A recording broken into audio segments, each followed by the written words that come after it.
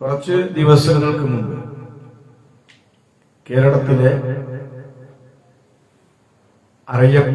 അറിയപ്പെടുന്ന നല്ല ഒരു കലാകാരിയായ സഖാവ് ഗായത്രി വർഷ എന്ന സിനിമാ സീരിയൽ രംഗത്ത് പ്രവർത്തിക്കുന്ന ഒരു നടി, അവര് ഒരു പ്രഖ്യാപനം നടത്തി. അതായത് ഇപ്പോ കേരളത്തിലെ സിനിമയല്ല സീരിയൽ രംഗത്ത് ചട്ടയും മുണ്ടും കൊടുത്ത ക്രിസ്ത്യാനികളുടെ കഥയുണ്ടോ, അതുപോലെ മുസ്ലിം കഥാപാത്രങ്ങളുടെ കഥയുണ്ടോ, മുസ്ലിം കഥകളൊക്കെ ഉണ്ടോ? ഇല്ലല്ലോ. അതില്ലാതെയാകാനുള്ള കാരണം എന്താണ്? സീരിയൽ രംഗത്തെ സെൻസർ ചെയ്യുകയാണ്. ആര്?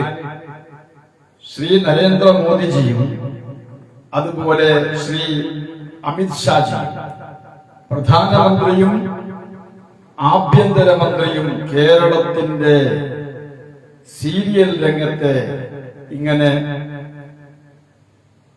സെൻസർ ചെയ്തുകൊണ്ടിരിക്കുകയാണ്.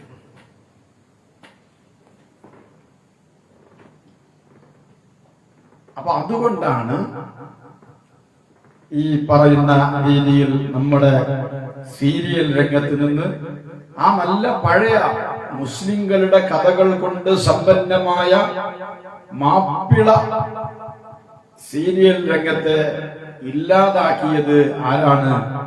ശ്രീ നരേന്ദ്രമോദിജിയും ശ്രീ അമിത്ഷാജിയുമാണ് എന്നാണ് ഇവർ പറയുന്നത്. അപ്പൊ ഞാനൊന്ന് ചോദിച്ചോട്ടെ. അപ്പൊ ഈ ഒരു കാര്യം പറഞ്ഞപ്പോ കുറെ ആളുകൾ അവരുടെ കൂടെ നിന്ന് കമന്റുകൾ ചെയ്യാൻ ഫേസ്ബുക്ക്, സോഷ്യൽ മീഡിയകളിലാവട്ടെ മറ്റു മേഖലകളിലാവട്ടെ അവരെ പിന്തുണച്ചുകൊണ്ട് ധീരനായ ഒരു കലാകാരി ഇതാ വന്നിരിക്കുന്നു, സത്യം തുറന്നു പറയാൻ ചങ്കൂറ്റം കാണിച്ചിരിക്കുന്നു എന്നൊക്കെയാണ് പല ആളുകളും പറഞ്ഞുകൊണ്ടിരിക്കുന്നത്. എന്നാൽ നമ്മളൊന്ന് മനസ്സിലാക്കേണ്ടത്, ഈ പറയുന്ന ഗായത്രി വർഷം നരേന്ദ്രമോദിജിയും ആഭ്യന്തരമന്ത്രി അമിത്ഷാജിയും കൂടി കേരളത്തിന്റെ സീരിയൽ രംഗത്തെ സെൻസർ ചെയ്യുന്നു, അതുകൊണ്ട് തന്നെ മുസ്ലിം കഥകളോ കഥാപാത്രങ്ങളോ വരുന്നില്ല എന്ന് പറയുമ്പോൾ വലിയ സംഭവം തന്നെ കേട്ടോ. ഈ ഒരു സത്യം തുറന്നു പറയാൻ ആർജവം കാണിച്ചത് ഒരേ ഒരു നടിയല്ലേ എന്നൊക്കെ പറഞ്ഞ് അവർക്ക് പിന്തുണ പറയുന്നതിനു മുമ്പ് 2014 മെയ് മാസത്തിൽ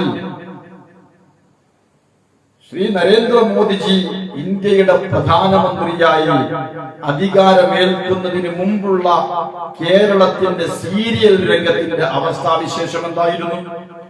നമുക്കിത് പരിശോധിക്കണ്ടേ? 6 മണിയായാൽ ഏഷ്യാനെറ്റിലെ സീരിയൽ ഏതാ? ഖിയാലിനകത്ത് സൈനബ. 6 മണിക്ക് ഖിയാലിനകത്ത് സൈനബ. 6:30 മണിയായാൽ ഏഷ്യാനെറ്റിലേതാ? കിളർ നബിയെ കണ്ട നഫീസ. 8 മണിയായാൽ കൈരളി ടിവിയിൽ മലപ്പുറം താത്ത മഹദിയായ താത്ത. പിന്നെ ഇങ്ങനെ ഇടവിട്ട മണിക്കൂറുകളിൽ ബദർ യുദ്ധം, ഉഹദ് യുദ്ധം, ഖന്ദഖ് യുദ്ധം, ഖൈബർ യുദ്ധം, മുഅത്ത യുദ്ധം, ഫതഹ് മക്ക. നേരം വെളുത്താൽ എന്തായിരുന്നു സീരിയല്? പ്രവാചക കഥകൾ, പ്രവാചക പത്നിമാരുടെ ചരിത പരത, അതുപോലെ പ്രവാചകന്റെ അനുചരന്മാർ, സഹാബികളുടെ ഭാര്യമാരുടെ കഥകൾ. ഇതായിരുന്നല്ലോ കേരളത്തിന്റെ സീരിയൽ രംഗം. ഇത്ര സുമോഹനമായ രീതിയിൽ മാപ്പിള സീരിയലുകൾ കേരളത്തിന്റെ മിനി സ്ക്രീനിലൂടെ കേരള ജനത കണ്ട് ആസ്വദിച്ചു കൊണ്ടിരിക്കുന്ന ഒരു സുവർണ കാലഘട്ടമായിരുന്നു നമ്മുടെ. എന്നാൽ 2014 കേന്ദ്രത്തിൽ ഇന്ദ്രപ്രസ്ഥത്തിൽ ശ്രീ നരേന്ദ്രമോദിജി അധികാരമേറ്റെടുത്തപ്പോ ആദ്യമായി 6 മണിക്കുണ്ടായിരുന്ന സീരിയൽ ഞാൻ പറഞ്ഞത് ഖിയാലിനകത്ത് സൈനബ. ഖിയാലിനകത്ത് സൈനബ എന്ന സീരിയൽ നരേന്ദ്രമോദിജി കട്ട് ചെയ്തു. നരേന്ദ്രമോദിജി ഒരു സീരിയൽ കട്ട് ചെയ്യുമ്പോ ശ്രീ അമിത്ഷാജിക്ക് വെറുതെ പറ്റുമോ? ഖിളർ നബിയെ കണ്ട നഫീസ എന്ന ഏഷ്യാനെറ്റിലെ സീരിയല് അമിത് ഷാജിയും കണ്ടു. അങ്ങനെ യോഗിജി ഓരോരുത്തരായിട്ട് മലപ്പുറം താത്ത, മഹദിയായ താത്ത ആ സീരിയല് കട്ട് ചെയ്തു, സെൻസർ ചെയ്ത് അങ്ങോട്ട് കളഞ്ഞു.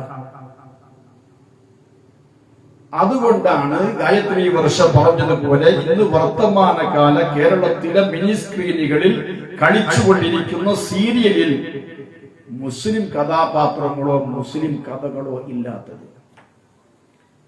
എന്റെ മലയാളികളെ, പ്രിയപ്പെട്ടവരെ, പ്രബുദ്ധ മലയാളികൾ എന്നൊക്കെയാണ് നമ്മളെ കുറിച്ച് പറയാറ്. പ്രബുദ്ധമൊന്നും വേണ്ട, വലിയ ഡെക്കറേഷൻ ഒന്നും വേണ്ട. ഒരു ഇല്ലന്റെ ഒട്ടിക്കാനുള്ള 4 വറ്റ് തിന്നതിന്റെ ബുദ്ധിയെങ്കിലും നിങ്ങളുടെയൊക്കെ തലച്ചോറുകളിൽ അവശേഷിക്കുന്നുവെങ്കിൽ ഈ പെമ്പർ നോത്തി ഈ കാര്യം പറയുമ്പോ ആലോചിക്കണ്ടേ? നരേന്ദ്രമോദിജിയും ശ്രീ അമിത്ഷാജിയും കേരളത്തിലെ സീരിയലുകൾ സെൻസർ ചെയ്ത് മുസ്ലിം കഥാപാത്രങ്ങളെയും മുസ്ലിം കഥകളെയും ഇല്ലാതാക്കുന്നു എന്ന് ഈ പെണ്ണ് പറയുമ്പോ ഇതിനു മുമ്പത്തെ കഥ എന്തായിരുന്നു ആലോചിക്കണ്ടേ ചങ്ങന്മാരെ? നിങ്ങളെ കുറിച്ചല്ലേ പ്രബുദ്ധ മലയാളികൾ എന്നൊക്കെ വിളിക്കുന്നത്. എന്നാൽ ഇതിന് ഇത്രേ കാര്യമുള്ളൂ. എന്ത്? ശ്രീമതി ഗായത്രി വർഷം അവർക്കൊന്ന് വൈറലാകണം എന്ന് അവരാലോചിച്ചുള്ളൂ. അതിനിപ്പോ എന്താ മാർഗം? അവര് നോക്കുമ്പോ മാസങ്ങൾക്ക് മുമ്പ് നമ്മുടെ മലയാളികളുടെ പ്രിയപ്പെട്ട നടൻ ഭീമൻ രഘു വൈറലായി. ഭീമൻ രഘുവിന് വൈറലായി. എങ്ങനെ അദ്ദേഹം വൈറലായത്? എങ്ങനെയാ? നമ്മുടെ കേരളത്തിന്റെ മുഖ്യമന്ത്രി ശ്രീ പിണറായി വിജയൻ സംസാരിച്ചു കൊണ്ടിരിക്കുമ്പോ, അദ്ദേഹം പ്രഭാഷണം നടത്തിക്കൊണ്ടിരിക്കുമ്പോ ആ സദസ്സിൽ എല്ലാവരും ഇരിക്കുകയാണ്. എല്ലാവരും ഇരുന്നു കൊണ്ട് മുഖ്യമന്ത്രിയുടെ പ്രസംഗം കേട്ടുകൊണ്ടിരിക്കുക. അപ്പൊ ആ സദസ്സിൽ ഇരുന്നാൽ 1000-ൽ-1 പോകുന്നേ. അപ്പൊ അവിടെ ശ്രദ്ധിക്കപ്പെടാൻ എന്താ ഒരു മാർഗം എന്നാലോചിച്ചപ്പോ ഭീമൻ രഘു എന്ത് ചെയ്ത്? ആ സദസ്സിന്റെ മുമ്പിൽ ഇങ്ങനെ നിന്ന് ഒലക്ക വിരിഞ്ഞ പോലെ ഇയാൾ ഇങ്ങനെ നിൽക്കുകയാണ്. മനസ്സിലായോ? ഒലക്ക മിടുങ്ങിയ പോലെ ഭീമൻ രഘു ഇങ്ങനെ സദസ്സിന്റെ മുമ്പിൽ നിന്നു. ഭീമൻ രഘു വയറിലായി, ആകെ വയറിലായി. കണ്ടോ നിങ്ങൾ അദ്ദേഹത്തിന്റെ ഒരു ആദരവ് മറ്റത് എന്നൊക്കെ പറഞ്ഞ് ഭീമൻ രഘു വയറിലായി. അപ്പൊ ഗായത്രി വർഷം ആലോചിച്ചപ്പോ ഇനിയിപ്പോ ഒരു സദസ്സിന്റെ മുമ്പിൽ പോയി നിന്നിട്ട് വൈറലാകില്ല. കാരണം അത് ഓഡിയോ ഫിലിമല്ലേ, ഓഡിയോ സീഡിയാണ്. അപ്പൊ ഇനിയിപ്പോ വൈറലാകാൻ എന്താ പണി? അവര് നല്ല മികച്ച അഭിനേത്രിയാണ്, ഒക്കെ ശരിയാണ്. പക്ഷെ വൈറലാകാൻ എന്തുണ്ട് മാർഗം? അത് ആലോചിച്ചപ്പോഴാണ് അവർക്ക് തോന്നിയത് സീരിയൽ രംഗം തന്നെ പിടിക്കുക. സീരിയൽ രംഗം പിടിച്ചിട്ട് എന്താ പറയാ? എന്തെങ്കിലുമൊക്കെ പറഞ്ഞിട്ട് വൈറലാകൂലല്ലോ. അതിന് ശ്രീ നരേന്ദ്രമോദിജിയെയും ശ്രീ അമിത്ഷാജിയെയും പറയാം, എന്നാ വൈറലാവാൻ പറ്റും എന്നാണ് അവർ മനസ്സിലാക്കിയത്. പക്ഷേ ഈ പെമ്പർ നോക്കി പറഞ്ഞ ഈ കാര്യമുണ്ടല്ലോ, അത് നിസ്സാരമായി തമാശയായി പറഞ്ഞ് എഴുതി തള്ളേണ്ടതല്ല. അത് സാംസ്കാരികപരമായ തീവ്രവാദമാണ്.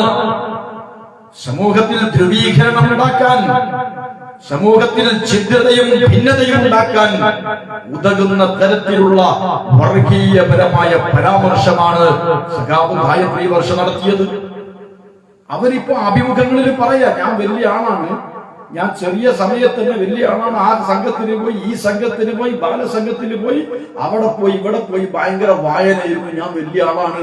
നിങ്ങൾ വലിയ ആളാണെങ്കിൽ ഗായത്രി വർഷം നിങ്ങൾ വലിയ കുപ്പായട്ടോളി.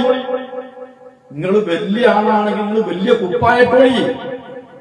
അതല്ലാതെ ഈ കേരളത്തിന്റെ അന്തരീക്ഷത്തിൽ ഇവിടുത്തെ മലയാളികൾക്കിടയിൽ ഛിദ്രതയുണ്ടാക്കാൻ, വർഗീയപരമായ ധ്രുവീകരണം ഉണ്ടാക്കാൻ, നിങ്ങൾ ഈ സാംസ്കാരികപരമായ തീവ്രവാദത്തിന്റെ, ധ്രുവീകരണത്തിന്റെ, ഭീകരവാദത്തിന്റെ വിത്ത് ഇവിടെ മുളപ്പിക്കാൻ ശ്രമിക്കരുത്. ഇവര് വലിയ ആളാണെന്ന് അവര് പറയണത്. ഇവര് ചെറുപ്പം മുതലേ ചായപ്പൊടി പൊതിഞ്ഞു കൊണ്ടുവരുന്ന പേപ്പറിന്റെ കഷ്ണം കിട്ടിയാൽ വായിക്കും, വായിച്ചോളി. പക്ഷെ മുളക് പൊടി പൊതിഞ്ഞുകൊണ്ടുള്ളത് വായിക്കരുത്.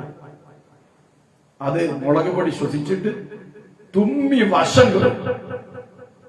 നിങ്ങളെ കൊണ്ട് പറ്റുന്നത് അഭിനയമാണ്. ആ അഭിനയം അഭിനയത്തിന്റെ വഴിയിൽ പോവട്ടെ. അത് മിനി സ്ക്രീനിലാവട്ടെ, ബിഗ് സ്ക്രീനിലാവട്ടെ, ലഭ്യമാകുന്ന കഥാപാത്രങ്ങൾക്ക് ജീവൻ പകരണം. മീശമാധവനിൽ നിങ്ങൾ മനോഹരമായ ഒരു കഥാപാത്രത്തെ അവതരിപ്പിച്ചിട്ടുണ്ടല്ലോ. പുരുഷ യുദ്ധത്തിന് പോകുമ്പോഴായിരുന്നു സരസ്വന്റെ യുദ്ധം. അതുപോലെയുള്ള കാലിക പ്രസക്തമായ കഥാപാത്രങ്ങൾക്ക് ജീവൻ പകർന്ന് നിങ്ങൾ കേരളത്തിന്റെ കലാ സാംസ്കാരിക മേഖലകളിൽ ഉണ്ടാവണം. അതല്ലാതെ ഇവിടെയുള്ള ജനങ്ങൾക്കിടയിൽ ധ്രുവീകരണം ഉണ്ടാക്കാൻ നിങ്ങൾ പരിശ്രമിക്കരുത്. നിങ്ങൾക്ക് അഭിനയത്തിന് വല്ല അവാർഡോ മറ്റു കാര്യങ്ങളോ പരിഗണനയോ പദവിയോ ഒക്കെ നിങ്ങൾ ആഗ്രഹിക്കുന്നുണ്ടാകും. അതിനുള്ള വഴികൾ നിങ്ങൾ കണ്ടെത്തണം. പക്ഷേ അത് സാമൂഹ്യപരമായ ചിന്തതയുണ്ടാക്കാൻ അതിനുവേണ്ടിയുള്ള വർത്തമാനങ്ങൾ പറയരുത്. ശ്രീ അമിത്ഷാജിക്കും ശ്രീ നരേന്ദ്രമോദിജിക്കും കേരളത്തിലെ സീരിയൽ നോക്കി നടക്കണം പണിയാണോ കണ്ടിട്ടുള്ളത്? അവര് സെൻസർ ചെയ്തിട്ടാണ് കേരളത്തിലെ സീരിയലുകളിൽ മുസ്ലിം കഥകളോ കഥാപാത്രങ്ങളോ വരാത്തത്. പൊന്നാര പെണ്ണുപിള്ള, ഈ മോദിജി അധികാരത്തിൽ വരുന്നതിന് മുമ്പും കേരളത്തിന് സീരിയൽ ഉണ്ടല്ലോ, ഇല്ലേ? അന്ന് മുസ്ലിം കഥാപാത്രങ്ങളായിരുന്നോ, മുസ്ലിം കഥകളായിരുന്നോ കേരളത്തിന്റെ മിനി സ്ക്രീനുകളിൽ നിങ്ങൾ സീരിയലായിട്ട് വിളമ്പിയിരുന്നത്? അല്ലല്ലോ. അപ്പൊ എന്തെങ്കിലുമൊക്കെ ആരെങ്കിലുമൊക്കെ വൈറലാകാൻ വേണ്ടി വിളിച്ചു പറയുമ്പോ അത് വലിയ സംഭവമാക്കി എടുക്കുന്ന പ്രബുദ്ധ മലയാളികളുണ്ടല്ലോ, പ്രബുദ്ധ മലയാളികൾ. ഒരു ഇല്ലൊട്ടിക്കാനുള്ള 4 വറ്റെങ്കിലും തിന്നതിന്റെ ബുദ്ധി അവശേഷിക്കുന്നുവെങ്കിൽ ഈ പമ്പർ നോക്കി ഇത് പറയുമ്പോ അവിടുന്ന് മനസ്സിലാക്കാൻ പറ്റണ്ടേ ഇതൊക്കെ തട്ടിപ്പാണ് എന്ന് മനസ്സിലാക്കാൻ കഴിയണ്ടേ? അതുകൊണ്ട് ഞാൻ ഈ വിഷയം അവസാനിപ്പിക്കുന്നു. ഞാൻ ഇപ്പോ തന്നെ ഒരു ലൈവിൽ കൂടെ വരുന്നുണ്ട്. അനിൽ മഹമ്മദ് എന്ന് പറയുന്ന ജംഗ്ഷൻ ഹാക്കിന്റെ കാട്ടുകള്ളനായ അനിൽ മുഹമ്മദിന് എന്നെ കുറിച്ച് പറഞ്ഞ ചില ആരോപണങ്ങൾക്ക് മറുപടി പറയാൻ ഈ ലൈവ് പൂർത്തിയായിട്ട് ഒരു ലൈവ് കൂടെ വരുന്നുണ്ട്. അതുകൊണ്ട് എല്ലാവർക്കും നമസ്കാരം.